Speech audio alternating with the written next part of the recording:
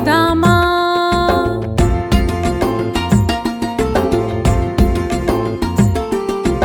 కార్తీక మాసంలో బుగ్గరామలింగణ్ణి చేరుదామా. రాముడే పూజించిన రామలింగణ్ణి చూద్దామా.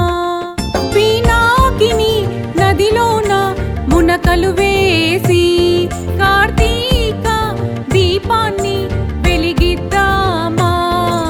కార్తీక మాసంలో బుగ్గరామలింగణ్ణి చేరుదామా.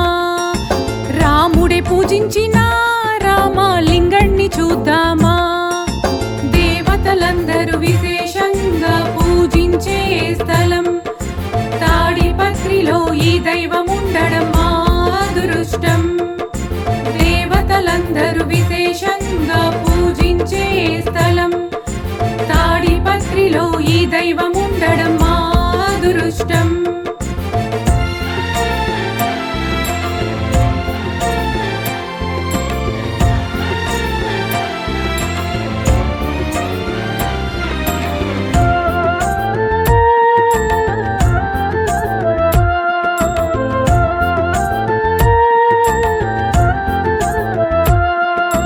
పెమ్మసాని కట్టడం శిల్పకళ గౌరవం.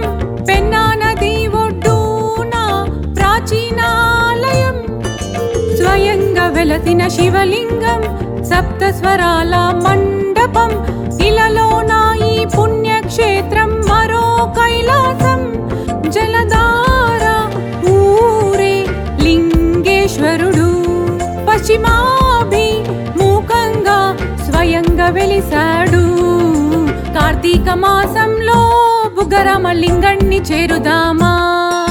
రాముడే పూజించిన రామలింగణ్ణి చూద్దామా. దేవతలందరూ విశేషంగా పూజించే స్థలం తాడిపత్రిలో ఈ దైవం ఉండడం మా అదృష్టం. దేవతలందరూ విశేషంగా పూజించే స్థలం తాడిపత్రిలో ఈ దైవం ఉండడం మా అదృష్టం.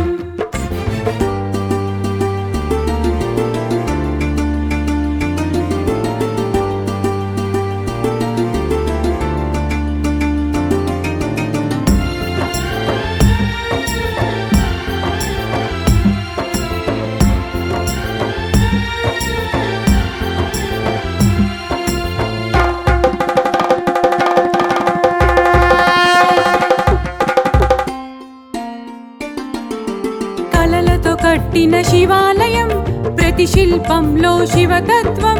కోటి జన్మల పుణ్యఫలం ఈ దర్శనం. పవిత్రమైన గర్భగృహం నిత్యం పలికే శివగీతం. మరపురాణి చరిత్రకు సజీవ సాక్ష్యం. ప్రతి రాతిలో నీ కీర్తి ప్రతిధ్వనించే. ప్రతి యుగాన నీ తేజస్సు సజీవమై వెలిగే.